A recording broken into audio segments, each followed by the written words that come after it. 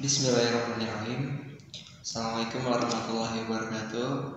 Pada video kali ini kita akan sedikit membahas cara mencari data atau mendownload data, kemudian cara menggunakan Orange data mining, dan selanjutnya kita akan cara untuk mengklasifikasikan data, memprediksi data, serta mengklasterisasi data.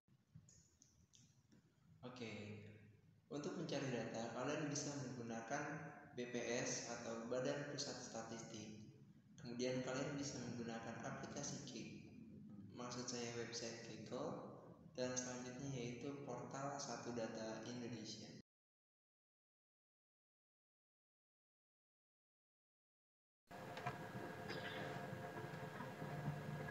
Perkenalkan, nama saya Widya Stuti Nursitiva dengan NPM 2023-315-00315. Pada kesempatan ini, saya akan mencoba untuk membuat klasifikasi data menggunakan aplikasi Orange Data Mining. Sebelum kita membuat klasifikasi, kita harus punya datanya terlebih dahulu. Saya menggunakan Kaggle dengan dataset penjualan sepeda motor bekas, lalu unduh di sini. Karena saya sudah mendownload dataset penjualan sepeda motor, ini berikut datanya. Oke, kita lanjut ke pembuatan klasifikasi datanya. Kita buka Orange Data Mining, kita pilih New, lalu kita pilih widget file. Di sini kita pilih datanya, motor second yang sudah kita download di awal, kita open. Lalu di sini yang ingin saya jadikan target adalah jenisnya dengan values bebek, scooter, sport, dan trail. Ini kita close saja. Nah, untuk ke widget selanjutnya, untuk memilih widget selanjutnya ada dua cara. Yang pertama bisa langsung dari sini kita tarik di sini, lalu kita sambungkan dari file ke data table, atau opsi keduanya bisa langsung tarik dari widget filenya. Kita pilih data table di sini. Oke. Data table ini gunanya untuk melihat data dari file yang sudah kita pilih tadi. Di sini ada datanya. Ini kita close, lalu selanjutnya kita pre-process. Kita pilih widget pre-process. Oke. Nah, saya ingin menggunakan 4 algoritma. Yang pertama ada tree viewers, naive bias, predictions,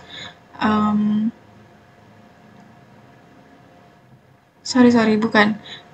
Ada tree, ada naive bias, ada SVM, lalu ada BOS. Pertama kita pilih widget tree, kita sambungkan dari pre-process data ke data. Lalu kita pilih lagi naive bias, kita sambungkan lagi ke data, lalu kita pilih algoritma SVM, kita silang, sambungkan pre-process data ke data. Lalu yang terakhir ada BOS. Kita silang, kita sambungkan pre-process data ke data. Oke, lalu dari 4 algoritma ini, karena kita sudah memproses data dari file yang pertama, lalu kita pre-proses, maka kita pilih lagi data table kedua. Di sini kita ubah dulu, rename.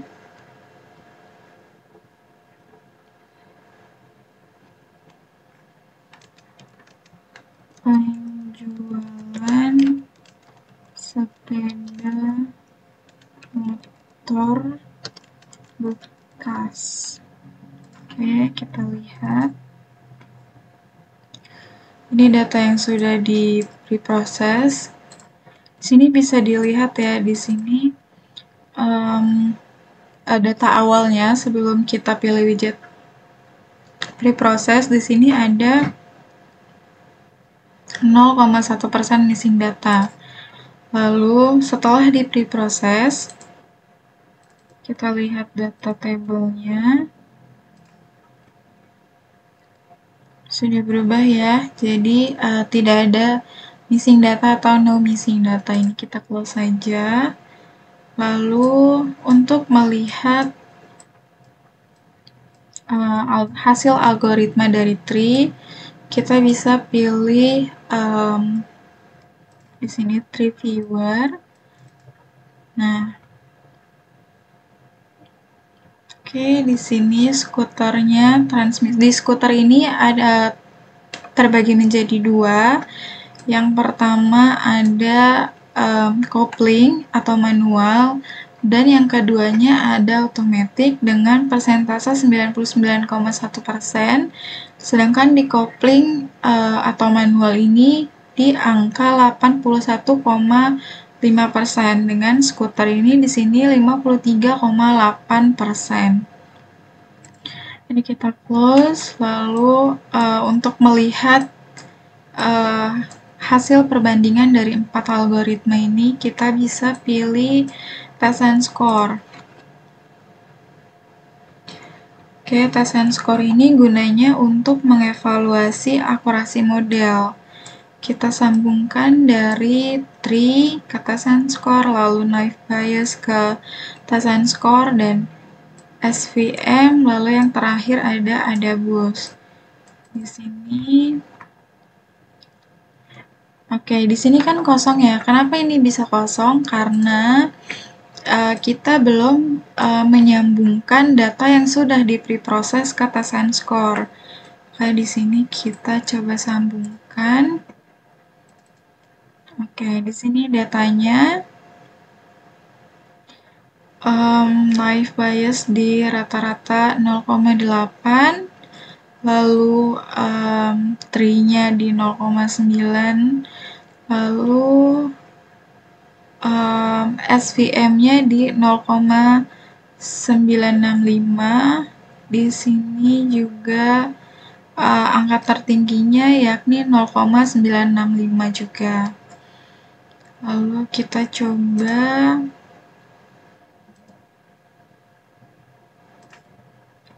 random sampling.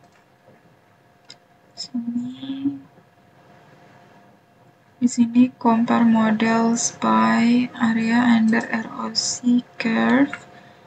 Kita coba classification accuracy. Ini datanya, perbandingannya. Lalu di sini kita close saja. Lalu kita coba pakai widget prediction. Widget prediction ini kita tarik dari tree, kita pilih prediction, lalu naive Bayes, tarik ke prediction, terus SVM tarik ke prediction, dan AdaBoost-nya kita tarik ke prediction. Oke. Di sini kosong. Kenapa kosong? Karena seperti yang test and score tadi. Kita close saja karena kita belum menghubungkan data yang sudah dipreproses ke prediction. Coba kita tarik prediction-nya. Oke. Show performance scores. Di sini yang lebih stabil atau yang lebih akurat menggunakan algoritma AdaBoost. Di sini angkanya stabil ya. Lalu di sini di SVM di 0,985. Oke, di tree juga 0,985. Oke, lalu yang terakhir kita coba pakai confusion matrix. Nah, confusion matrix ini gunanya untuk menilai detail hasil klasifikasi. Confusion matrix. Nah, di sini predicted bebek di sigma 75, skuter sigma 107, lalu sport di sini sigma 11, trail di sini sigma 6. Sedangkan aktualnya bebek di sigma 63, skuter di sigma 101, sport di sigma 18, dan trail di sigma 17. Hasilnya di sini sama ya, sigma dari keseluruhannya itu 199. Nah, 199 ini dapat dari sigma 75 ditambah dari sini, lalu ini ditambah, hasilnya segini. Hasilnya sigma 199. Oke, kurang lebihnya itu saja. Selanjutnya akan dilanjutkan oleh rekan saya. Terima kasih.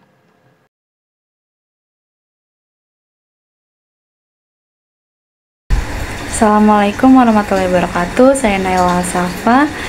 Di sini saya akan menjelaskan mengenai prediksi menggunakan data rata-rata harga beras bulanan di tingkat penggilingan menurut kualitas pada tahun 2023 dan 2024. Jadi di sini kita akan membandingkan prediksi dari tahun 2024. Nah, di sini saya akan menggunakan dua algoritma dari yang pertama itu widget dari tree dan selanjutnya dari widget dari naive Bayes. Oke, langsung saja kita masuk ke contohnya. Nah, kita pencet new file, terus kita pencet file. Nah, di sini kita buka filenya rata-rata harga beras bulan di tingkat penggilingan 2023. Selanjutnya di bagian tahun kita ubah menjadi kita ubah role jadi skip.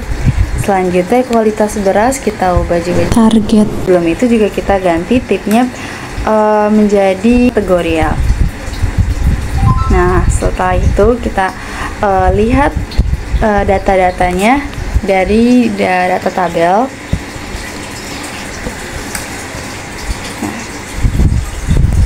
Nah, di sini ada missing data 5,6% missing data pada bulan Juli dan September. Ya. Nah, selanjutnya gimana kita caranya untuk membuat agar mengetahui rata-ratanya agar tidak missing data, yaitu kita buat dari widget pre-process, selanjutnya input missing values. Nah, yang pertama ini average and most untuk mencari rata-rata, sedangkan replace itu untuk mengulang. Nah, yang terakhir untuk menghapus barisan missing values-nya. Nah, karena kita mau mencari rata-rata, jadi kita pakai average or most frequent. Sudah dipencet. Nah, kita lihat datanya yang sudah yang benar menggunakan data tabel. Kita sambungkan ke pre-process. Kita buka. Nah, di sini udah nggak ada missing datanya. So, kita lihat ya, Juli dan September sudah ada rata-ratanya. Oke, tutup. Selanjutnya kita akan menggunakan algoritma dari widget tree. Nah, ini kita buat dulu pre-process di clear all, terus pre-process data ke data. Selanjutnya, oke. Nah, kita lihat menggunakan viewer.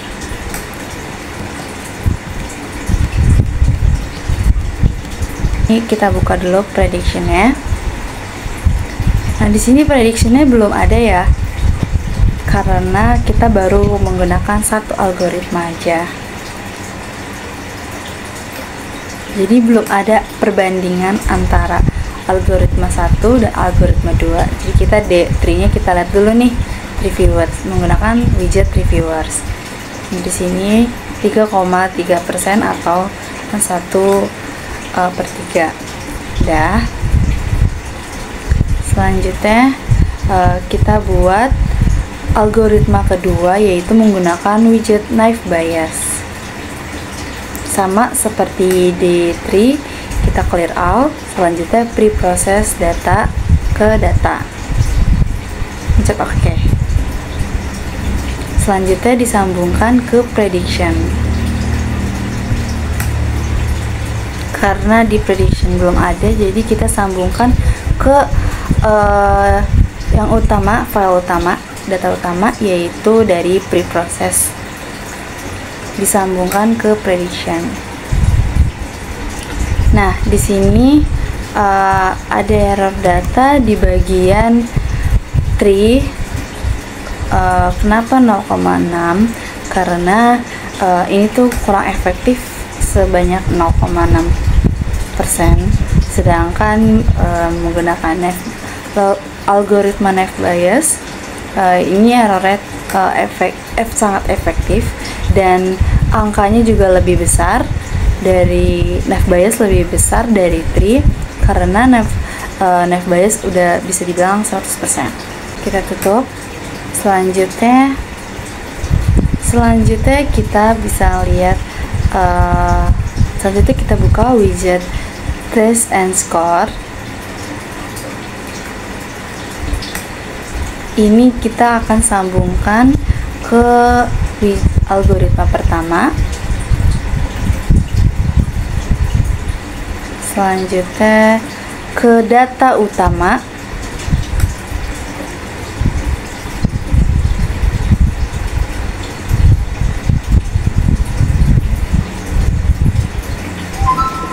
Ya, sini kita bisa ubah-ubah dulu biar lebih jelas. Nah, selanjutnya ke naive Bayes. Nah, kita bisa lihat test and score-nya ini ya. Ini rata-rata pada data untuk penggilingan.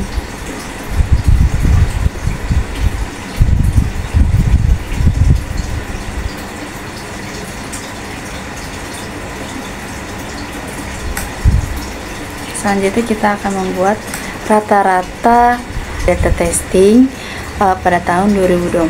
Kita akan menggunakan tahun 2024. Nah, di sini tahunnya kita skip. Selanjutnya kualitas berasa kita skip juga, tapi jangan lupa diubah ke kategori ya. Terus kita apply dan silang, tutup. Terus kita lanjut buka tabelnya menggunakan data tabel seperti di awal. Kita sambungkan. Nah, di sini kita bisa melihat ya, datanya di sini no missing data.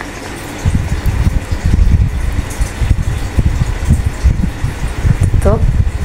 Selanjutnya kita akan narik ke nah, setelah disambungkan dengan data testing ke prediction, di prediction ini kita bisa melihat perbandingan rata-rata dari data rata-rata harga beras bulanan di tingkat penggilingan menurut kualitas pada tahun 2023 dan 2024.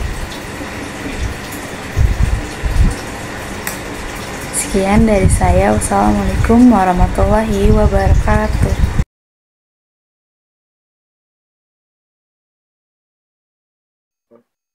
Kali ini saya akan menjelaskan cara menerapkan metode clustering pada data mining Orange. Ya, yang pertama itu kita file, tambahkan file, kita buka filenya, lalu kita pilih di bagian ini, kita cari data yang ingin kita gunakan. Nah, yang saya akan gunakan itu data angka harapan hidup. Oke, terus kita rubah di bagian type ini menjadi kategorical. Di bagian role ini kita rubah ke feature. Kemudian kita apply. Kita silang, tutup. Kemudian kita buat garis tambahan, kita tambahkan data table.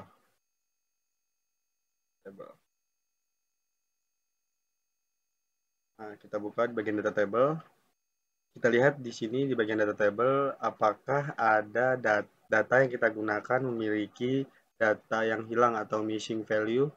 Nah, di sini data yang saya gunakan tidak ada data yang hilang ya, atau tidak ada missing value-nya. Lalu kita silang aja. Kemudian kita tambahkan yang namanya K-means. Kita tambahkan yang namanya K-means. Di sini aja. Kita tarik dari file ke K-means. Kita buka di bagian K-means. Kita lihat di sini di bagian fixed from-nya ini sudah antara 3 atau 2. Karena normalnya itu 3 atau 2. 3 atau 2 itu udah normalnya. Udah bener lah, udah yang data yang jelas itu 3, 2, oke. Cluster, number of clusternya ini. Kemudian kita silang. Setelah kita silang, kita buat lagi garis tambahan di bagian sini. Kita tambahkan yang namanya scatter plot. Ini. Kita buka scatter plotnya. Kita rubah di bagian axis X-nya ini ke cluster, karena kita mencari metode kita clustering. Kita axis Y-nya ini kita rubah ke ini bagian daerahnya, atau kalau di bagian data-data kalian, misalnya data kalian data kesehatan, berapa yang sehat berapa yang sakit, itu ada di bagian daerah rumah sakitnya, ada pokoknya di bagian daerahnya itu kita rubah ke bagian provinsi. Kita rubah di bagian colornya ini ke cluster. Kita rubah lagi shape-nya ini cluster. Size-nya ini kita same size. Labelnya ini kita rubah lagi ke cluster. Nah, di sini kelihatan ya data yang lebih banyak itu mana. Jadi data yang kehilangannya itu lebih banyak yang bagian cluster 3 ini, C3 ya, kelihatan di sini. Kalau udah kita sesuaiin semuanya kayak gini. Oke, setelah itu kita silang aja. Kemudian kita buat garis lagi dari K-means. Untuk terakhir ya, kita buat lagi dari K-means. Sini itu data table. Nah, ini kenapa data table lagi? Karena ini yang terakhir, guys. Kita berubah lagi di sini, beda sama yang di sini. Nah, data table ini kita buka. Nah, di sini kelihatan kan, di sini cluster C3, C3, C3, C3, C3, C3, C1, C2, lebih banyak C3-nya. Oke. Jadi datanya itu lebih banyak cluster 3-nya, guys. Oke. Nah, itu cara menerapkan metode clustering pada data mining Orange. Terima kasih guys. Assalamualaikum warahmatullahi wabarakatuh.